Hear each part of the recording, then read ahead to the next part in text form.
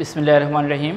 আগ্রাবাদ বালিকা বিদ্যালয় কর্তৃক আয়োজিত নবম ব্যবসা শিক্ষা শাখার শিক্ষার্থীদেরকে এই অনলাইন ক্লাসে জানাই সুস্বাগতম।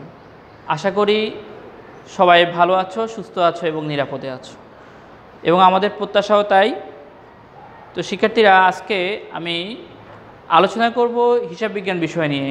তোমরা ইতিমধ্যে বোর্ডের কর্নারে দেখতে পাচ্ছ যে আজকে ক্লাসটা হলো অ্যাকাউন্টিং বা হিসাব বিজ্ঞান ক্লাস, এবং উপরে দেওয়া রয়েছে যে আমাদের ক্লাসটি আজকের আলোচ্য বিষয় হলো অষ্টম অধ্যায় নগদান বই পার্ট 1। অর্থাৎ পার্ট 1 দেওয়ার উদ্দেশ্য হলো একটাই, যে অধ্যায়টা অনেক বড়, এটা থেকে আমাদের শেখার অনেক কিছুই রয়েছে, এবং প্র্যাকটিক্যাল লাইফে যে আমাদের এটা খুবই বেশি প্রয়োজনীয় বলেই এটা আজকে আমি আলোচনা করছি।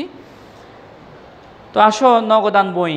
আমরা নগদান এই শব্দটির মাধ্যমে বুঝতে পারছি যে এখানে এই অধ্যায়টি সম্পর্কিত সম্পূর্ণ নগদ অর্থ সম্পর্কিত। ঠিক আছে, আমরা জানি, ইতিমধ্যে আমরা জেনেছি যে লেনদেন দুইভাবে হতে পারে, নগদে হতে পারে, ধারে হতে পারে, বিলের মাধ্যমে হতে পারে, চেকের মাধ্যমে হতে পারে, ইত্যাদি 4টি মাধ্যমে হতে পারে। তো এই 4টি মাধ্যমে যে লেনদেন হয় তার মধ্যে নগদ এবং চেকটাকে এক ধরনের নগদ লেনদেন বলা হয়। চেকটাকে নগদের মতোই সমতুল্য বলে বিবেচিত হয়। সেজন্য নগদ এবং চেকে যে লেনদেনগুলো সংগঠিত হবে, ওই লেনদেনগুলোকে একটি হিসাব বইয়ের মধ্যে অন্তর্ভুক্ত করার নামই হলো নগদানভুক্ত করা। ওকে, অর্থাৎ আমরা যদি এটাকে বলতে চাই নগদান বই কাকে বলে, সেটা হলো শুধুমাত্র নগদ বা চেকে লেনদেন সংগঠিত লেনদেন সমূহ যে বইতে লিপিবদ্ধ করা হয় তাকে বলা হয় নগদান বই। এক কথায় যদি আমরা বলতে চাই বা বলি, তাহলে এভাবেই বলতে পারবো যে নগদ সম্পর্কিত লেনদেনগুলো যে বইতে লিপিবদ্ধ করা হয় তাকে বলা হয় নগদান বই। তাহলে এই সংজ্ঞা থেকে আমরা বুঝতে পারি যে নগদান বইয়ের মধ্যে ধারে বা বাকিতে বা বিলের মাধ্যমে যে সকল লেনদেনগুলো সংগঠিত হবে সেগুলো অন্তর্ভুক্ত হবে না। ওকে, দেখো আমাদের বইয়ের পৃষ্ঠা নাম্বার হলো 104-এ কী লেখা আছে দেখো। ব্যবসায় নগদ অর্থ ও চালান ওতপ্রোতভাবে জড়িত। নগদ অর্থ হলো নগদ টাকা দিয়ে কেনা বেচা করা, যেটা ক্যাশ মেমো আমরা আলোচনা করেছি। আর চালান তো আমরা জানি যেটা ধারে লেনদেন হয় বা ধারে ক্রয় বিক্রয় হয় সেগুলো। ব্যবসার প্রতিটি ক্ষেত্রে নগদ অর্থের প্রয়োজন। সম্পদ কেনা বেচা, পণ্যের কেনা বেচা, পণ্য পাওনা আদায় ও দেনা পরিশোধ, খরচ আয় যথাসময় পরিশোধ ও আদায় সহ সার্বিক পরিচালনা নগদ অর্থের যথাযথ ব্যবস্থাপনা ও সরবরাহ অত্যন্ত গুরুত্বপূর্ণ। ব্যবসা প্রতিষ্ঠানের আয়তন ও প্রকৃতি অনুযায়ী নগদান বই প্রস্তুত করা হয়। ব্যবসার আয়তন ও নিরাপত্তার কথা বিবেচনা করে নগদ অর্থের আদান প্রদানে ব্যাংকের সহায়ক ভূমিকা পালন করে। ব্যাংকের মাধ্যমে সম্পাদিত লেনদেনের লিপিবদ্ধকরণ ও ব্যাংক উদ্ধৃতের পরিমাণ জানা একান্ত প্রয়োজন। অর্থাৎ আমরা দেখতে পাই এই আলোচনা থেকে আমরা যেটা বইতে দেওয়া আছে সেটা হলো যে নগদ অর্থ এবং চালান বলতে আমরা নগদ অর্থ এবং ধারে যেটা বুঝি, সেটা নগদ এবং ধারে এই দুটো বিষয় ওতপ্রোতভাবে জড়িত। ব্যবসায় তুমি যে কোনো পণ্য কেনা বেচা বলো, সম্পদ কেনা বেচা বলো, পাওনা আদায় করা, দেনা পরিশোধ করা, আয় আদায় করা বা ব্যয় পরিশোধ করার ক্ষেত্রে অবশ্যই নগদ অর্থে গিয়ে আছে সম্পৃক্ততা রয়েছে। তো এই সকল লেনদেনগুলো যে অনেক ধরনের লেনদেন থাকবে, এগুলোকে সুস্পষ্টভাবে বা সুশৃঙ্খলভাবে যে লিপিবদ্ধ করার বইটির নামই হলো নগদান বই। আর নগদান বই প্রস্তুতের আরেকটি মূল উদ্দেশ্য রয়েছে, সেটি হলো যে নির্দিষ্ট সময় পরে আমাদের কি করতে হবে, যে হিসাবের জের জানতে হবে, নগদ কত ব্যালেন্স রয়েছে, বা আমরা নগদ টাকার লেনদেন সুবিধার্থে বা আমাদের নিরাপত্তার কথা বিবেচনা করে আমরা কি করতে পারি, নগদ অর্থ ব্যাংকের মাধ্যমে লেনদেন করতে পারি। সেক্ষেত্রে আমাদের ব্যাংকের জের বা ব্যাংকের ব্যালেন্স কেমন রয়েছে সেটা আমাকে জানতে হবে। তো জানার কারণেই আমি আমার পরবর্তী যে কোনো কিছু ক্রয় করতে হলে আমার পর্যাপ্ত অর্থ রয়েছে কিনা সেটা আমি আগে থেকেই বুঝতে পারবো। আসো, নগদান বইয়ের ধারণা 105 পৃষ্ঠায় রয়েছে। এখানে দেখো নগদান বইয়ের ধারণা। ব্যবসায় প্রতিষ্ঠানে অসংখ্য লেনদেন নিয়মিত সংগঠিত হয়। লেনদেন সমূহকে আমরা একটি নির্দিষ্ট মানদণ্ডের ভিত্তিতে 2 ভাগে ভাগ করতে পারি। মানদণ্ডটি হলো নগদ অর্থ। লেনদেনের সঙ্গে নগদ অর্থের সম্পৃক্ততা থাকা বা না থাকা। নগদ অর্থ যদি সম্পৃক্ত থাকে সেটা নগদান বইতে লিপিবদ্ধ হবে, যদি নগদ অর্থের সম্পৃক্ততা না থাকে তাহলে নগদান বইতে লিপিবদ্ধ হবে না। যে সকল লেনদেন দ্বারা নগদ অর্থের প্রাপ্তি ও প্রদান ঘটে ওই লেনদেন সমূহকে একত্রিত করে যে বই প্রস্তুত করা হয় তাই নগদান বই, যেটা আমি ইতিমধ্যে আলোচনা করেছি। নগদান বই প্রাথমিক বই হিসাবের বই, যা বাজারের একটি অন্যতম শাখা। আচ্ছা, নিচে কয়েকটি লেনদেন দেওয়া আছে। নগদে পণ্য বিক্রয়, নগদে পণ্য ক্রয়, নগদে আসবাবপত্র ক্রয়, দেনাদার হতে নগদ প্রাপ্তি, মালিক কর্তৃক নগদ অর্থ উত্তোলন, কর্মচারীদের নগদে বেতন পরিশোধ, বিলের অর্থ নগদে পরিশোধ করা হয়েছে। তাহলে দেখো উপরোক্ত লেনদেন সমূহের মধ্যে কী মিল পরিলক্ষিত তা শনাক্ত করার চেষ্টা করো। অর্থাৎ সবগুলো লেনদেনই নগদে সংগঠিত হয়েছে, অর্থাৎ নগদ অর্থ হয়তো প্রাপ্তি হয়েছে বা নগদ অর্থ প্রদান হয়েছে। ওকে, বৈশিষ্ট্য দেওয়া আছে এখানে। নগদ অর্থ একটি ব্যবসায়ের চালিকা শক্তি, এটা তোমরা পড়ে নিবে, আমি এগুলো আলোচনা আর দীর্ঘায়িত করব না। নগদান বইয়ের গুরুত্ব আমি বলছি, মূলত গুরুত্ব হলে নগদ ব্যবস্থাপনাটা অনেক বেশি ইম্পর্টেন্ট। যে আমি কোনো কিছু যদি ক্রয় করতে চাই, আমার পর্যাপ্ত অর্থ রয়েছে কিনা সেটা আমাকে আগে দেখতে হবে, যেটা আমরা এখনও আমাদের ব্যক্তিগত লাইফে বা জীবনে আমরা করে থাকি। যেমন তুমি আজকে টিফিন খাবে, কি টিফিন খাবে, তুমি আগে তোমার যে পার্ট চেক করো, যে কী জন্য, যে আমার আসলে ব্যালেন্স কত আছে, কত টাকা আমার কাছে রয়েছে, যে পরিমাণ অর্থ রয়েছে তুমি সেই পরিমাণ অনুপাতে তুমি কিন্তু কী করো, টিফিন ক্রয় করো। তোমার কাছে টাকা যা থাকবে তার চেয়ে অধিক অর্থ দিয়ে তুমি টিফিন ক্রয় করতে চাইবে না। তো এটা আসলে খুবই ইম্পর্টেন্ট। আবার আরেকটি বিষয় হলো আমার কত টাকা প্রয়োজন, সেটাও আমার জানার বিষয়, যে আমার আজকে কী কী খরচ আছে, বাসা থেকে আমি কত টাকা নিতে হবে, বা বাবার কাছ থেকে, মায়ের কাছ থেকে কী পরিমাণ অর্থ আমাকে প্রাপ্তি হলে আমি খরচ করতে পারবো, সেটাও তোমাকে এই নগদান বইয়ের মাধ্যমে জানতে পারবো। আসলে নগদান বই আমরা যদি প্রকারভেদ দেখি, নগদান বইটা আসলে 4 প্রকার। কয় প্রকার? নগদান বই 4 প্রকার। আমরা দেখি নগদান বই 4 প্রকার। 1 নাম্বার হলো এক ঘরা নগদান, এক ঘরা নগদান। ওকে, 2 নাম্বার যেটা, সেটা হলো দুই ঘরা লিখতে পারি, 2 ঘরা নগদান। ঠিক আছে। 3 নাম্বার হলো 3 ঘরা নগদান। আর 4 নাম্বার হলো খুচরা নগদান।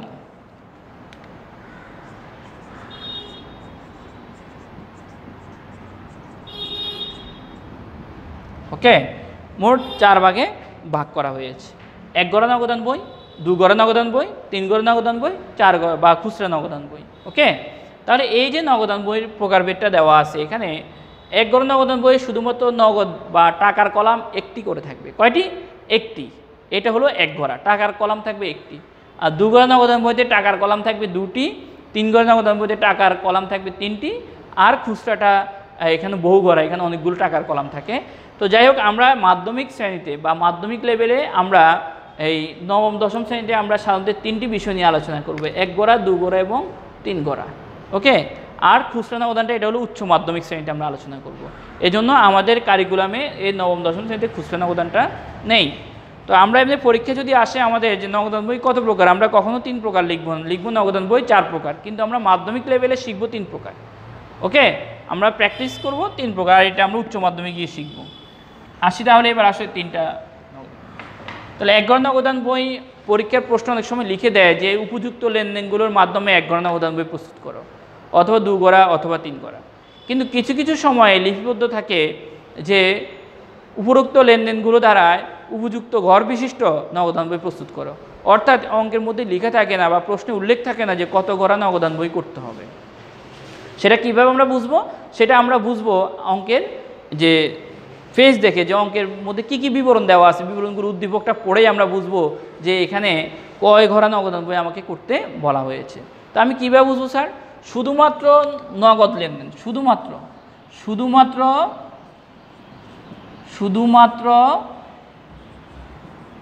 নগদ অর্থ লেনদেন হলে কি হবে? 1 ঘরা নগদান হবে। আর গড় সংখ্যা হলো, এখানে গড় সংখ্যাটা মেন বিষয়, গড় সংখ্যা হলো 10টি, ওকে, অর্থাৎ 1 ঘরা নগদান বইয়ে গড় সংখ্যা হলো 10টি। শুধুমাত্র নগদ অর্থ কী হবে? লেনদেন হলে, এখানে চেকেও হওয়া যাবে না অথবা অন্য কোনো চেক থাকবে না, শুধুমাত্র নগদ টাকা। ঠিক আছে, ব্যাংকের কোনো লেনদেন এই 1 ঘরা নগদান বইতে অন্তর্ভুক্ত হবে না।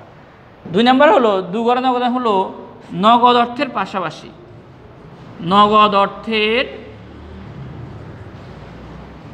পাশাপাশি যদি ব্যাংকের অথবা আমরা চেকেরও লিখতে পারি, চেকের মাধ্যমে লেনদেন হলে, অর্থাৎ আমি নগদ অর্থ লেনদেন করব, আবার নগদ অর্থের পাশাপাশি চেকের মাধ্যমে বা ব্যাংকের সাহায্য নিয়ে চেকের মাধ্যমে আমি লেনদেন করব। যদি এইরকম থাকে প্রশ্নে, তাহলে আমরা দুগড়া নগদান বই করব। আর দুগড়া নগদান বইয়ের গড় সংখ্যা হলো 12টি। এটা মোস্ট ইম্পর্টেন্ট, এগুলি এমসিকিউতে আসতে পারে। গড় সংখ্যা 12টি।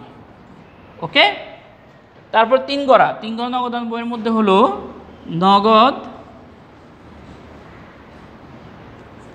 ও ব্যাংকে লেনদেনের সময় যদি নগদ বার্তা মানে কি, প্রাপ্ত বার্তা বা প্রদত্ত বার্তা, নগদ বার্তা উল্লেখ থাকে,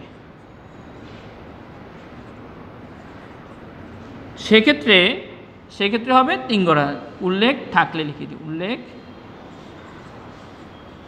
উল্লেখ থাকলে তিন গড়া নগদান বই হবে। আর তিন গড়া নগদান বই গড় সংখ্যা হবে 14টি। ওকে, তাহলে আমরা দেখো এখানে এইটা হলো মেইন, এই অধ্যায়ের মধ্যে এইটা খুব ইম্পর্টেন্ট একটি বিষয় যে নগদান বই আমরা 4 প্রকার শিখলাম, মাধ্যমিকে আমরা 3টি শিখবো আর উচ্চ মাধ্যমিক একটি শিখবো। তো এখানে এক গড়া দেখো, এক গড়া নগদান কীভাবে চিনবো, যদি উদ্দীপকে শুধুমাত্র নগদ লেনদেন দিয়ে আমাদের উদ্দীপকটা থাকে, সেখানে ব্যাংকের বা চেকের কোনো কথা উল্লেখ না থাকে, তো সেক্ষেত্রে এটা এক গড়া নগদান বই হবে। আর এক গড়া নগদান বইয়ের গড় সংখ্যা হলো 10টি। এবার দু গড়া নগদান হলো নগদ অর্থের পাশাপাশি যদি ব্যাংকে বা চেকের মাধ্যমে, ব্যাংকের সাহায্যে চেকের মাধ্যমে লেনদেন হয়, তাহলে নগদে হবে, চেকের মাধ্যমে লেনদেন হবে। দুটোর মাধ্যমে হলে সেক্ষেত্রে হবে দু গড়া নগদান বই। আর দু গড়া নগদান বইয়ের গড় সংখ্যা হবে 12টি। এরপর আসো তিন গড়া নগদান। নগদ ব্যাংক লেনদেনের সময় যদি নগদ বার্তা, আমরা দু গড়া নগদান বইয়ের মতোই নগদও থাকবে, চেকও থাকবে, পাশাপাশি যদি কি থাকে নগদ বার্তা, অর্থাৎ পাওনাদার থেকে অর্থ আদায়ের সময় আমরা কি করব, বার্তা প্রদান করব। আবার পাওনাদারকে পরিশোধ করার সময় বার্তা প্রাপ্ত হব, আবার দেয়াদার থেকে অর্থ আদায়ের সময় বার্তা প্রদান করব। এরকম যদি হয়, হ্যাঁ, প্রাপ্ত বার্তা বা প্রদত্ত বার্তা উল্লেখ থাকলে সেক্ষেত্রে কী হবে, তিন গড়া নগদান বই হবে। আর তিন গড়া নগদান বইয়ের গড় সংখ্যা হবে 14টি। ওকে, তো আসো আমরা এতটুকুই থাকি। এরপর আমরা যাবো আরেকটি বিষয় খুব ইম্পর্টেন্ট এখানে জানা, গড়টা আমরা একটু পরে দেখবো। আরেকটা বিষয় হলো সেটা হলো পৃষ্ঠা নাম্বার 108, কন্ট্রা দাখিলা বা বিপরীত দাখিলাও বলা হয় এটাকে, কন্ট্রা।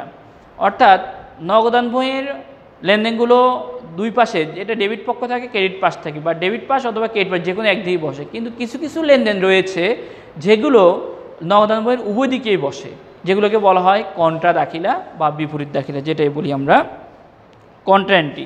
ওকে, তাহলে এই কন্ট্রা এন্ট্রিগুলো কীভাবে চিনব, বা এগুলো কোনগুলো, যে সকল লেনদেনের ফলে নগদান হিসাব এবং ব্যাংক হিসাব, নগদান হিসাব ও ব্যাংক হিসাব দুটি একসঙ্গে প্রভাবিত হবে। অর্থাৎ নগদান ডেবিট, ব্যাংক ক্রেডিট, অথবা ব্যাংক ডেবিট, নগদান ক্রেডিট। লেনদেনের যে কোনো লেনদেনের মাধ্যমে যদি নগদ এবং ব্যাংক যদি দুটো ডেবিট হয়, তাহলে সেক্ষেত্রে কিন্তু কী হবে না, কন্ট্রা এন্ট্রি হবে না। নগদও ডেবিট, ব্যাংকও ডেবিট, সেক্ষেত্রে কী হবে না, কন্ট্রা এন্ট্রি হবে না। কন্ট্রা এন্ট্রি হবে তখনই যদি বিপরীতমুখী হয়, নগদ ডেবিট ব্যাংক ক্রেডিট অথবা ব্যাংক ডেবিট নগদ ক্রেডিট, যদি এই ধরনের হয় সেক্ষেত্রেই এগুলোকে বলা হয় কন্ট্রা এন্ট্রি। এটা খুবই ইম্পর্টেন্ট, বইতে 108 নম্বর পৃষ্ঠার মাঝামাঝিতে দেওয়া আছে, তোমরা খুব ভালোভাবে দেখবে। ওকে, তাহলে আমি আবার বলছি, কন্ট্রা এন্ট্রি হবে ওই লেনদেনগুলো যে লেনদেনগুলোর মাধ্যমে এই নগদান হিসাব এবং ব্যাংক হিসাব একত্রে প্রভাবিত হবে এবং একটি বিপরীতে আরেকটি থাকবে। অর্থাৎ নগদ ডেবিট ব্যাংক ক্রেডিট অথবা ব্যাংক ডেবিট নগদ ক্রেডিট, যদি এই অবস্থা হয় তাহলেই সেক্ষেত্রে কী হবে, সেক্ষেত্রে কন্ট্রা এন্ট্রি হবে। আর এটা এমনি আমরা মনে রাখতে পারি, কন্ট্রা এন্ট্রি দেখলেই চিনবো, মাত্র 4টি লেনদেনকে আমরা কন্ট্রা এন্ট্রি বলতে পারি।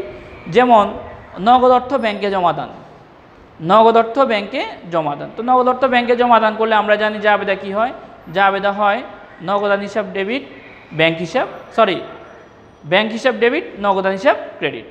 ওকে, নগদ অর্থ ব্যাংকে জমাদান, ব্যাংক ডেবিট, নগদান ক্রেডিট। তাহলে দেখো একটা ডেবিট একটা ক্রেডিট হচ্ছে, এক্ষেত্রে কন্ট্রা হবে। আবার অফিসের প্রয়োজনে ব্যাংক থেকে উত্তোলন করা হলো, অফিসের প্রয়োজনে ব্যাংক থেকে উত্তোলন করা হলো, তো সেক্ষেত্রে নগদান ডেবিট ব্যাংক ক্রেডিট, তাহলে এক্ষেত্রেও কন্ট্রা এন্ট্রি হবে। আবার ব্যাংকে হিসাব খোলা হলো, তো এক্ষেত্রে জাবেদা কী হয়, জাবেদা হয় ব্যাংক ডেবিট নগদান ক্রেডিট, এটাও কন্ট্রা এন্ট্রি হবে। ঠিক আছে, এরপরে অফিসের প্রয়োজনে ব্যাংক হতে উত্তোলন, যেটা আমরা বলি ব্যাংক হতে উত্তোলন থাকলে সেক্ষেত্রেও হবে যে নগদান ডেবিট, ব্যাংক হিসাব ক্রেডিট, সেক্ষেত্রে আমরা কন্টেন্টই বলতে পারি। এই চারটাই সাধারণত কন্টেন্টই হবে। ওকে, তাহলে আসো এবার আমরা একটা অঙ্ক করি, যে অঙ্ক করলে আমরা বুঝতে পারবো।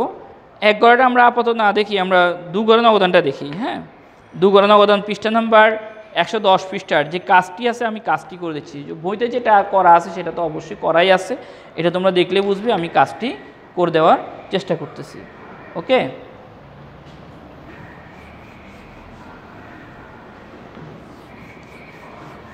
এই অঙ্কটি সহজে শেখার জন্য তোমাদেরকে একটা গ্রাফ দেখা দিচ্ছে, এই গ্রাফটা তোমরা একটু মনে রাখবে, তাহলে সহজেই অঙ্কটা শিখতে পারবে।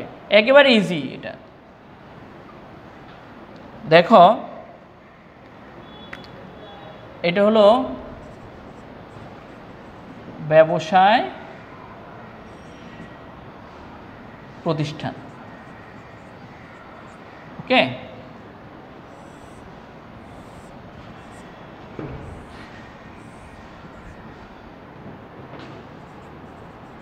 নগদ অবলিক চেক, নগদ অথবা চেক যদি প্রতিষ্ঠানে, কোন দিকে প্রতিষ্ঠানে কি ইন হচ্ছে না আউট হচ্ছে, ঠিক আছে, এটা অবশ্যই ইন হচ্ছে, আমরা দেখতে পাচ্ছি অ্যারো সাইনটা আমাদের ব্যবসা প্রতিষ্ঠান ইনের দিকে আছে। তো যদি আমার নগদ বা চেক কী হয় ব্যবসা প্রতিষ্ঠানে আসে, বা আমি যদি প্রাপ্ত হই বা প্রাপ্তি হই, তাহলে সেটা ডেবিট পাশে বসবে, ডেবিট দিকে বসবে, ডেবিট দিকে। আর যদি নগদ অবলিক চেক যদি প্রতিষ্ঠান থেকে প্রদান করা হয়, হ্যাঁ, তাহলে সেটা বসবে ক্রেডিট দিকে। এটা যদি ভালোভাবে আমরা মনে রাখতে পারি, তাহলে এই অধ্যায় আর কিছুই নাই, মূল কাজটা হলো এটা। নগদ অথবা চেক যদি প্রাপ্ত হয় তাহলে আমাদের আসবে ডেবিট পাশে, আর যদি চলে যায় বা আমি যদি কাউকে পরিশোধ করি, প্রদান করি, তাহলে সেটা হয়ে যাবে ক্রেডিট দিকে। অর্থাৎ নগদ বা চেক যদি আসে ডেবিট পাশে বসাবো, যদি চলে যায় ক্রেডিট পাশে বসাবো, ঠিক আছে। আর যেভাবে আসবে সেই মাধ্যমটা লিখে দিলেই হয়ে যাবে, একেবারে ইজি। এটা মনে রাখলেই নগদান বইটা শেখা হয়ে যাবে, ঠিক আছে। ওকে, এখন আসো আমরা যে জিনিসটা দেখার চেষ্টা করব সেটা হলো পৃষ্ঠা নাম্বার 110, পৃষ্ঠা 110 কাজটি আমি করাই দিচ্ছি। দেখো, তাহলে যেহেতু দুঘরে নগদান বই বলেই দিয়েছে, আমরা দুঘরে নগদান বইয়ের ঘর করব। দুঘরে নগদান বইয়ের ঘর সংখ্যা আমরা জানি ইতিমধ্যে, ঘর সংখ্যা কয়টি? 12টি। কীভাবে ঘরটা করব আমরা একটু দেখি। এটাকে প্রথমে অর্ধেক করে ফেলবো, অর্ধেক করে ফেলবো, ঠিক আছে। এ পাশে ডেবিট, এ পাশে ক্রেডিট। ওকে, টাকার ঘর হবে তোমার দুটো টাকার ঘর আমি দিয়ে দিই, একটা, এরপরে ছোট করে দুটো ঘর দিব। ওকে, দেখো 6টা হয়ে গেছে, 1 2 3 4 5 6টা হয়ে গেছে। ঠিক সেম আবার এই 6টা দিকে রিপ্লেস করব। টাকার ঘর 2টা,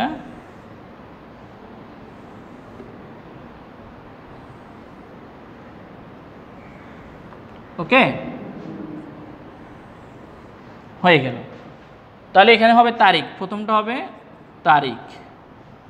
এরপরের ঘরের নাম হলো প্রাপ্তি, এটা হলো ভাউচার নং, ভা নং। এটা হলো খতিয়ান, খ প্রি, খতিয়ান পৃষ্ঠা। এটা হলো নগদ টাকা, নগদ টাকা। আর এটা হলো ব্যাংক টাকা। ঠিক সেম আবার এদিকেও লিখে দিব তারিখ প্রদান। ওকে, এখানে একই রকম ভাউচার নং, ভা নং, খ প্রি, খ প্রি মানে খতিয়ান পৃষ্ঠা, নগদ টাকা, নগদ টাকা, ব্যাংক টাকা। উপর হেডিংটা আমরা লিখব যে Nargis and brothers, Nargis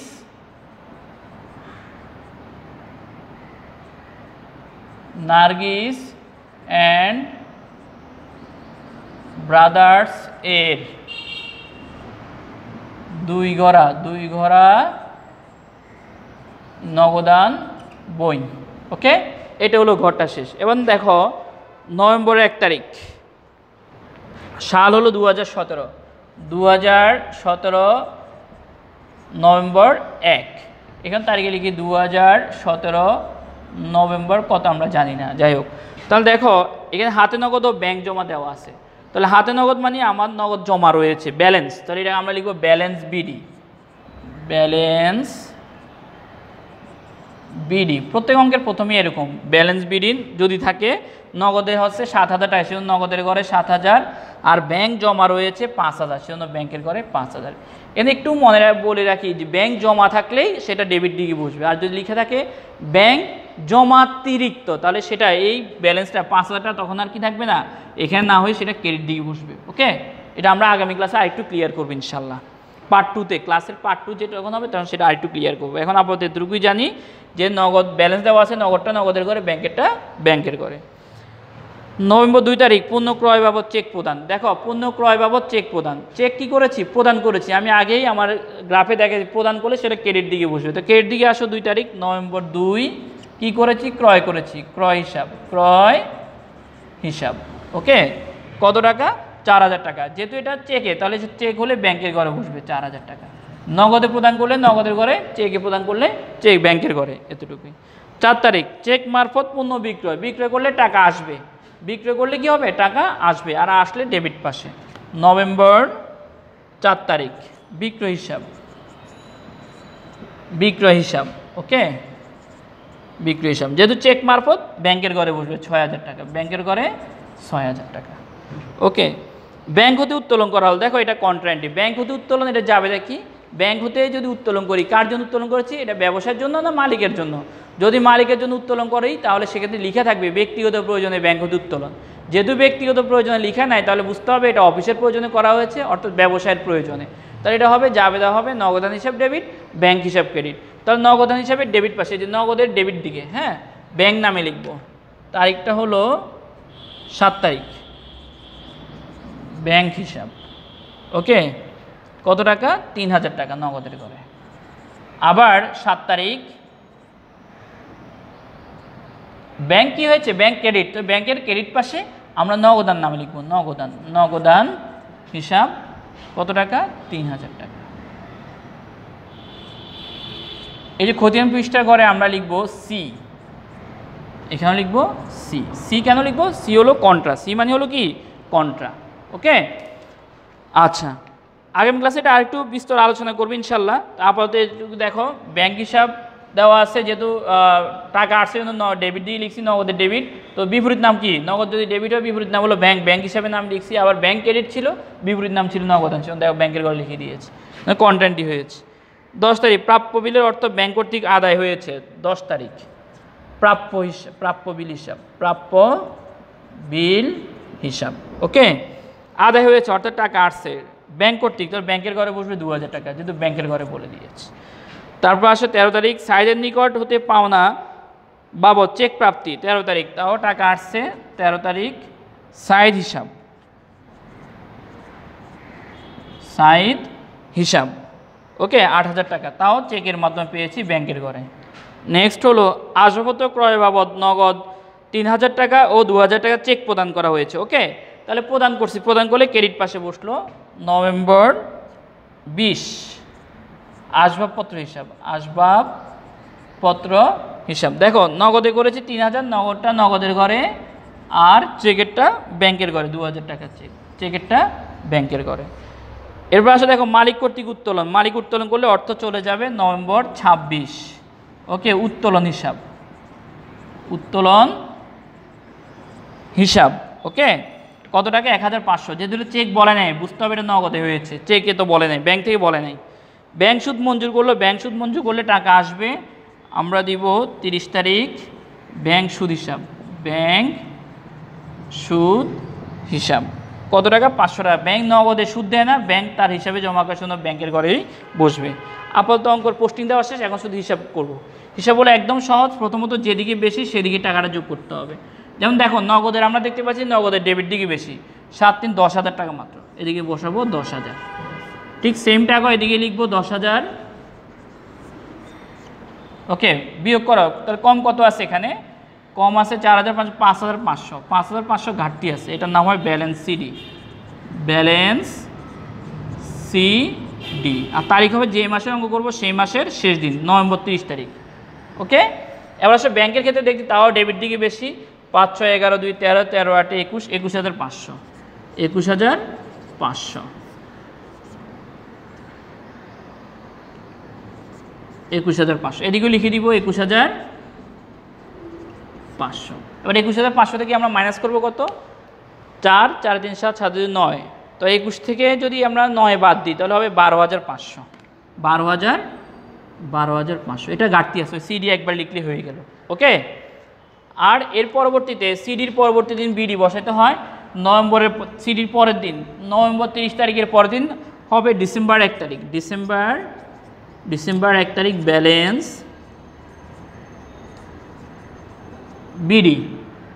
BD হবে 5,500 হলো নগদের ঘরে, আর ব্যাংকের ঘরে হলো 12,500। 12,500 নিচে নামাই দেন, দেখা যায় কিনা। ওকে, 12,500। তাহলে এটাই হলো 12 9 21 মনে হয় না, 12 2 14 14 18 3 21, ঠিক আছে। ওকে, তাহলে দেখো এটা হলো টোটাল অঙ্ক। তাহলে আমরা যেখানে দেখবো শুধু যোগ বিয়োগটা, এখানে দুটো বিষয় আমরা আবার রিপিট করবো আগামী ক্লাসে ইনশাল্লাহ। একটা হলো এই যে কন্টেন্টটি, আর একটা হলো উত্তরগুলো কীভাবে পাবো। উত্তর কিন্তু এটাই যে ব্যালেন্স সিডিবিডি কত হলো সেটাই। তো আমি আবার একটু কন্টেন্টটা আগামী ক্লাসের জন্য রাখলাম। আর ব্যালেন্স সিডিবিডি যেটা দেওয়া আছে সেটা হলো প্রথমত যে দিকের টাকা বেশি থাকবে, ডেবিট দিকে আমি বলছি না যে ডেবিট দিকটা বেশি হবে, যে দিকের টাকা বেশি হবে, ডেবিট দিকে বেশি হলে আগে ডেবিট দিকটা যোগ করব, ক্রেডিট দিকটা বেশি হলে আগে ক্রেডিট দিকটা যোগ করব, নগদের সাথে নগদের কম্পেয়ার করব, ব্যাংকের সাথে ব্যাংকের কম্পেয়ার করব। এরপরে যদি যেটা কম থাকবে কমটা হবে ব্যালেন্স সিডি, আর সিডির বিপরীত দিনে কী হবে ব্যালেন্স বিডি হবে। এটা হলো মূল কথা। দেখে নাও, তোমরা একটু দেখে নাও, বা তোমরা স্ক্রিনশট দিয়েও রাখতে পারো অঙ্কটা, তাহলে স্ক্রিনশট দিয়ে রাখলেও তোমরা পরবর্তী দেখে করতে পারবে।